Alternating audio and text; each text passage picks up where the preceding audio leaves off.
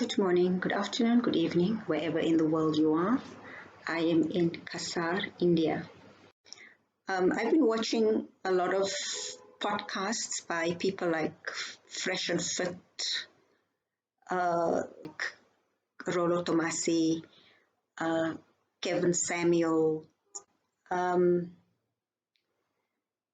Tate, just all the manosphere guys. And they are always talking about young women, high value men, and the dating scene and relationships. Now, let me first explain who some of these people are.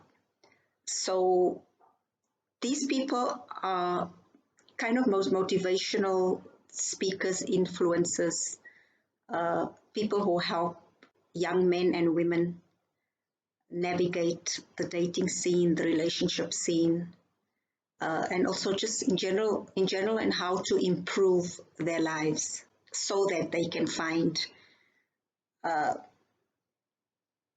good partner, a better partner, and most of the time they very straightforward about how they go about what they do, and they don't beat about the bush. Okay, now I personally don't agree with everything they all say. Some things I agree with, some things I don't, obviously, because also I'm from a different generation. But I'm going to address the things that it's not that I disagree with it. It's just that I have a different take on it. And the reason I have a different take on it, again, could be because I'm from a different generation, but also because all these people, they are USA based. And when they speak and motivate and inspire and influence and guide and whatever, it's always from a USA perspective, or like from a Western perspective. So, and they kind of, this kind of perspective dominates the internet scene. But you know, the internet is global, so not everyone is from the USA or from the West, and not everyone's values will be Western values, because we have different cultures, we come from different religions, different societies, different nations. So first thing, they always talk about a high value man. Now, what is a high value man? Now, just yesterday I watched a video which was a Fresh and Fit podcast where they had Destiny, Sneeko, Rollo Tomassi, and Fresh and Fit. They were having a kind of a argument on what a high value man is. And although Destiny and Sneeko were trying to make fun of Rollo, I actually understood what he was saying, because he said, well, not, I agree with some of what he said. He said that a high value man, there is not a specific definition. There are a few things that we can all agree on, but then it will change from culture to culture, person to person, society to society, which I agree on, because he made an example where he said Ben Shapiro might not think, would not consider what a high value man is compared to what Sneeko and Destiny might consider someone to be a high value man, which is very true. They have put a few criteria out there that can explain, well, what their definition of a high value man is. So this is from a guy called Al Duderino. He posted this on the 2nd of November 2022. And this is what he said.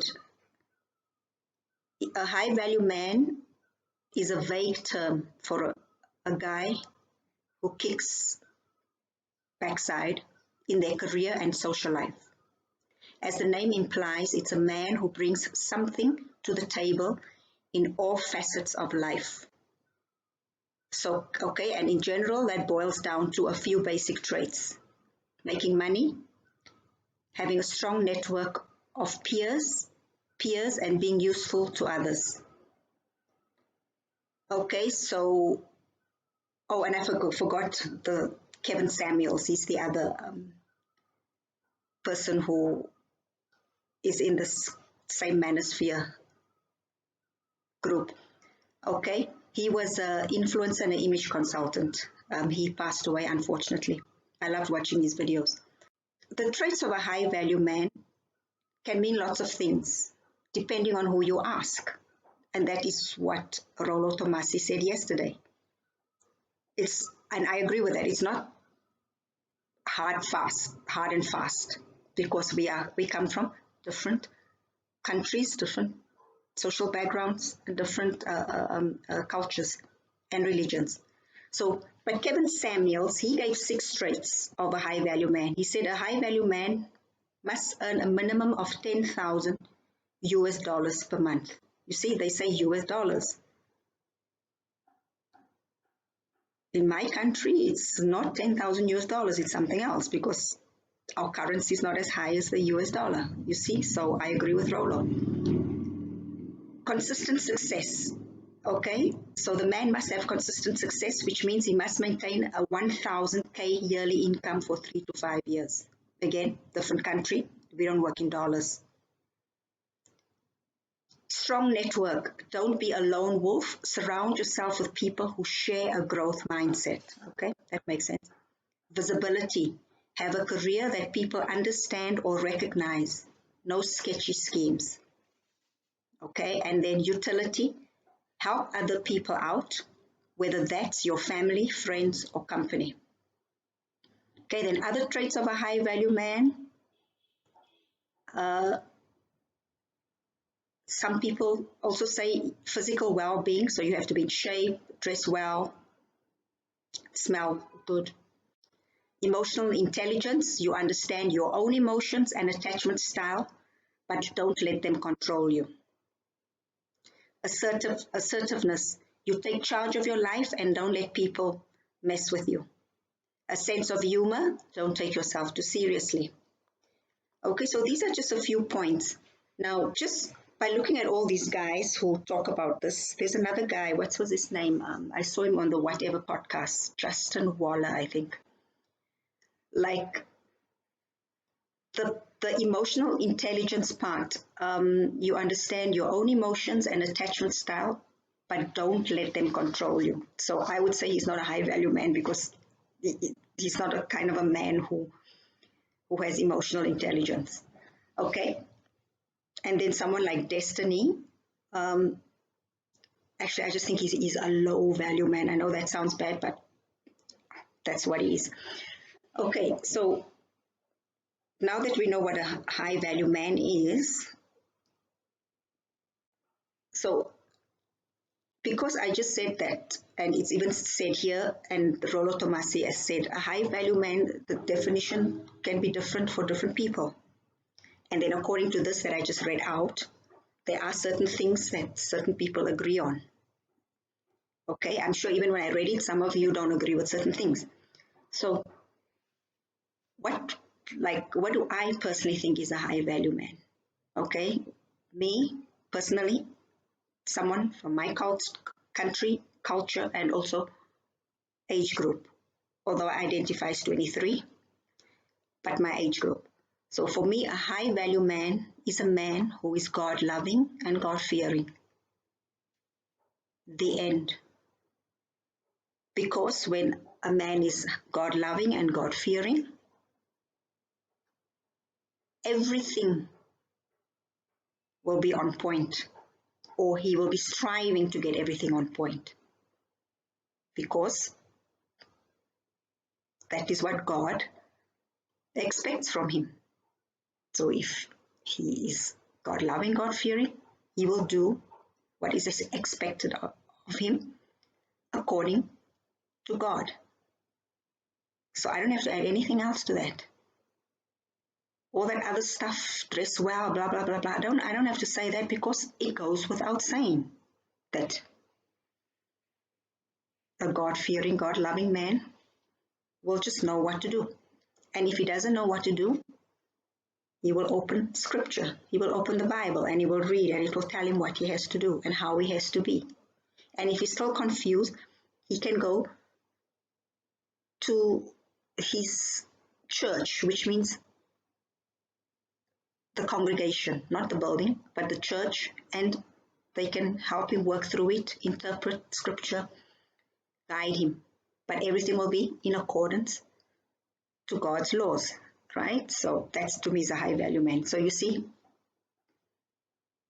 the definition of a high value man is not set in stone for every person. What are they saying about, what is the thing I want to talk about in specific when these guys talk? So I want to talk about the part where they always talk about when a man peaks, that means his sexual peak, and a woman peaks. Okay, so biologically, women peak between 19 and 23. That's when she's at her most fertile and she's youthful. Men peak around 35 and onward, because that is when they are more successful and they are more understanding of who they are, because men do mature later in life than women do, and we know this because the male frontal lobe is only matured at the age of 25 in general. There are people who mature earlier or later, but in general, okay? So they're always talking about older men liking younger women and younger women going for older men. This is what they're always talking about, okay, which is true. And the reason that women go for older men, besides the fact that he's already established, he's successful, and all that, is because women practice hypergamy. Hypergamy is the action of marrying or forming a sexual relationship with a person of a superior sociological or educational background. Okay, so women are hypergamous because they will look for a man who is of a superior sociological or educational background. Okay, now this is true as far as I'm concerned, because I know it for myself. I've seen it with my friends. I've seen it just in general. Women always, and to quote Jordan B. Peterson, they marry and date across and up, which means someone that is at your socio-economic level or higher. That's how women date or marry. Women do not date down. Normally, women go here and up. And again, there's a biological component to that, but I don't want to get into that because it's just going to make this video very long. It's an evolutionary component. Okay, men, how do they date or marry? They look for youth and fertility in a woman, because a man wants his seed to come to life. So he's going to look for a woman who is fertile so that he can plant his seed in her and so that she can have healthy babies. That's what men do. Okay, because men want their genes to be carried forward into the future. Again, this is biology and evolutionary biology. And it doesn't matter how much feminists want to hee-haw about this. That's just a fact. That's just how it is. That's just a biological and evolutionary fact. Okay. Now there is another thing. I don't have the notes here because it's in a book that is at home, and I'm not in my home country. But there is this book where they talk about this exact thing where men will choose women who are younger, and also women whose socioeconomic status is lower than theirs. Now, this is very true, and I say this because I have noticed that there are a lot of men, and they use the term Doe Stalkers for them. They are Doe Stalkers because you'll see them, they come from the West, the Western countries. They love to go to countries that are not as rich as their country. So they from a first world country, they'll go to a third world country or developing country and try to find a wife there. Or if it's in their country, they'll try to find a woman who is from one of those countries. Okay, so a woman that's from a country that is of a lower economic status than their country. Okay, so it's not just the youth, it's not just someone younger, but also then someone who is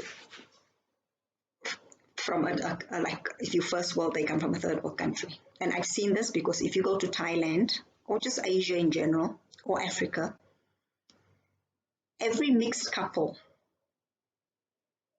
that I know or that I see walking around, it will be the man will be from the Western country and the woman will be from the first world or the third world or developing country. It's very rare where it's the other way around. Very, very, very rare. Most of the time it is the Doe Stalker. I mean, the word Doe Stalk or Doe Stalking already, you can imagine it's a man with a younger woman. This is normal, and I've seen this with my friends, family, just people I know in general. This is the case. Man is first world country, woman is from third or developing country, man is older. And when I say older, for me, anyone, the minute there's anything more than a 4-year gap is older, very old, okay?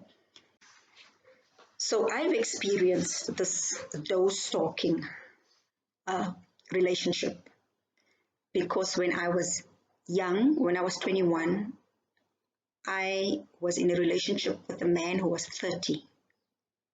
He came from a first world country,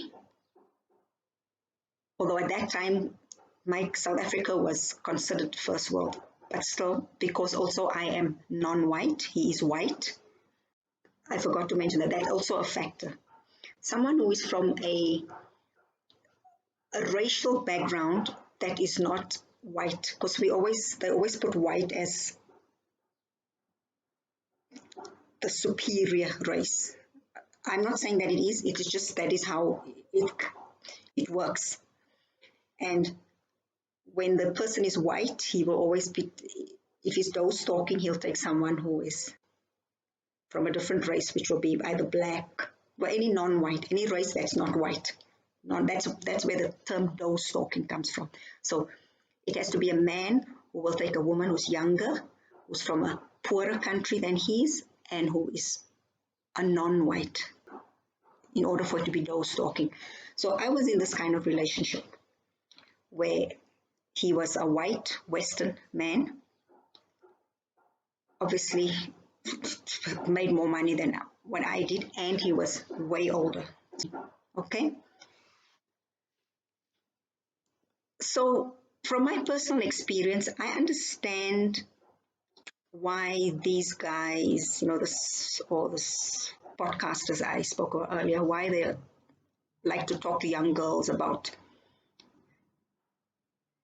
this and to men about why they should take a younger woman. And to women why so they want to be with older men.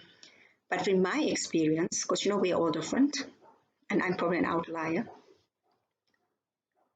I cannot be with a man who is more than a year older than me.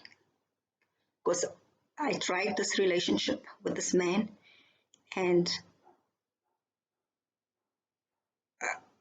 I found that it was because he was older than me. It's not that he was controlling me, but it was just that because he's older, he behaved like an older person. Like we all would. Like I could be, but when there's a younger person in the mix, I would take over that role of protector and guide, the guide, you know. So this is how our relationship was. He was always the protector, always guiding me, putting me straight, telling me how to do things. And like I say, he was not controlling me, not at all. It is just that is how the relationship was. And we all have older siblings. We know it's not that they're controlling us, but when there's an older person with you, there's this dynamic. The other thing is, besides that, I found that he could not get along with my friends because we would be all because my friends were between 18 and 22, so we would be all crazy and talking rubbish stuff, and he's already 30, so he doesn't talk the rubbish we were talking, like, oh, like in those days I like Al DeBarge, Michael Jackson's Thriller is so good, da, da, da, da, all this kind of MTV just came out, we were all like, and to him that was stupid because he's 30, he's not thinking about that. He's thinking about money and getting his life together and buying a house and getting more cars and having an image. And my friends and I, we were just having fun, party. We were just wanting to party, and him, once a week is enough. Me, I can party every single day. And then also his friends were all his age and older. And I would go out with everybody and I would be bored to death because I'm young, they're old. We have nothing in common. They talk about politics and about finances and the stock market, and I'm not interested in that. It's like, I used to be so bored out of my mind. And not saying he was a bad person, he was very good to me, but that was just the situation. And it was only when I went away from him because I had to go on contract, and I met another man who was 2 years younger than me, that I started seeing what I'm missing. Because this 22-year-old was suddenly so fresh, exciting. We had the same interests. We wanted to do the same things. We spoke the same things. We had the same energy. Our friends matched. We could all go out together. It was just exciting. It was fun. And then I realized that first dude is too old. So that is my experience.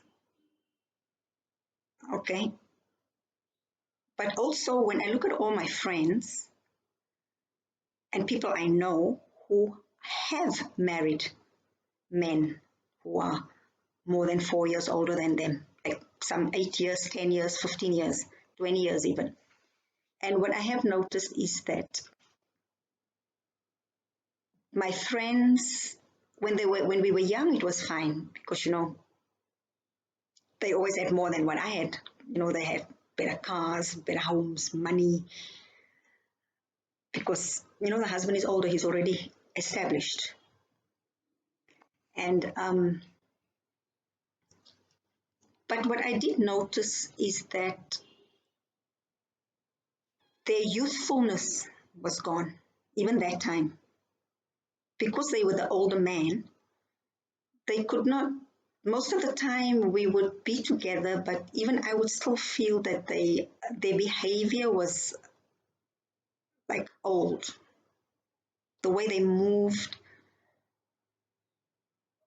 they were just, just different from the way I was. I was like, yeah, like still young, and that's why most of my friends, I had to not be so close to this group, and I had my own friends who were much younger than me because they were like, I don't know, maybe that was just me, but and over the years, I did notice how it's like their youth they was fading like very quickly compared to mine. Like they were like, if the husband was 10 years older than them, they would behave more like him. And now that we are this age, the other thing that has happened is that most of them are now nursemaids because most of their husbands have retired or had to retire because of illness. They've had strokes, heart attacks, they have some disease that, not a disease, but some illness like diabetes and stuff like that. And so they need care. And also they are limited in what they can do. Like before, they used to always go play golf. They're not playing golf anymore. They used to go swimming, in the ocean. They have boats and they will jump off. They're not doing any of these activities anymore because husband is always sick. He's has medical appointments. He's always on medication. Has to sleep early. And yet my friend, there's nothing wrong with her. She's fine. The energy's there. She's healthy, fit, going to the gym, all this. But because of the husband, she is his nursemaid. So I feel that when you marry a man that is much older than you, yes, you will have all the support, he can protect you because there's money, he's more established. But as you get older, you lose yourself because, first of all, your youth gets drained from you because you are with this person who is not your generation. Even if he is, you are not at the same stage in your lives because he's here, you are here. Then when you get to here, he's here. You are never going to be like this. You're not growing together. He's already grown, and you can never catch up. And so, first of all, you lose your youth, and when you get older, you lose your independence because, or not you don't you gain a dependent because now you have to care for him. Which I mean, couples do that. But if there's like a 10-year gap, you are getting a dependent too early in your life. Whereas if you're the same age, you will get to that dependency stage at the same age or at the same stage of life. And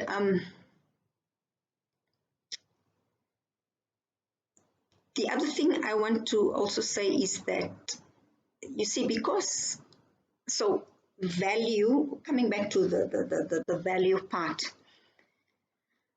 because these podcasters always say that a man's value he has to work for, where a woman has inherent value because her inherent value is her beauty and also her youth, which is just something you have. You're born with looks, and you're born, and I mean, when you're young, you're young. But a man has to attain this level of value that women want. So the thing is, then, if you look at that, it means that if a man's value is based on all that stuff that I read earlier on, it means that a man's value is attainable. He can work to get it. And if a woman's value is a youth, there is absolutely nothing she can do to maintain it. So there's a little bit of unfairness there, right? Attainable, not maintainable. Because it doesn't matter how much gymming and facelifts and how you take care of yourself, you might be eating well and doing this, but youth is just for that short period of time and it goes and it can never come back again. Never. It's gone. Whereas a man can always attain more and more and more of his value if it's based on what they say a high value man is.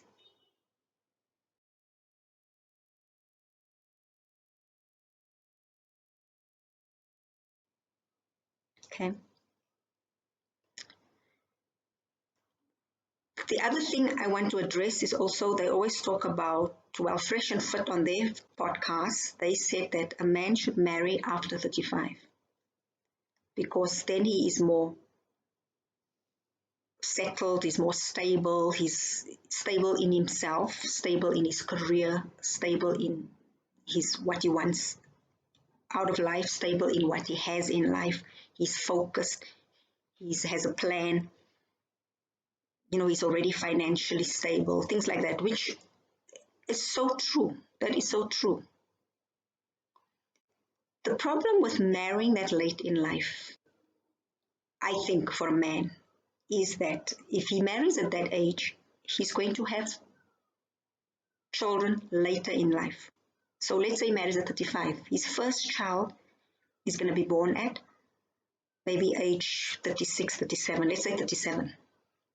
He might have more children. So he'll be having children maybe up until he's 50, 55, who knows. And the pros in that is that he can really care for them because everything is there. They don't have to struggle with him. He can just care for them, provide for them, protect them. The con with that is that you see when you have a child later in your life, your child will not know you for a very long time because you are already nearing the end of your life. So, for example, you might die at age 60 and your child is maybe only 20. So, you are leaving your child fatherless at a very young age. And I use myself as an example. My mother died when I was 28.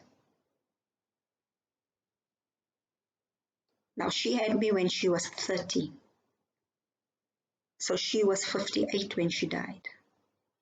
Now, because the first 25 years of my life, which is for every parent, the relationship you have with your parents is really parent-child relationship because there's discipline, guidance.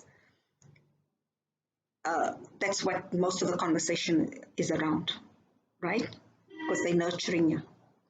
But after 25, when you can now actually sit down and have adult conversations with your parents because you have done growing, they've done caring for you. Now you can you can really get to know them, they can really get to know you because you can now have real adult conversation which does not revolve around discipline and guidance. It can revolve around other things, world matters, philosophy, history, just so many other topics. So like in my case, because my mother died at age 28, I only had 3 years of real, genuine interaction with her as an adult. The other thing is, she never got to see me getting married.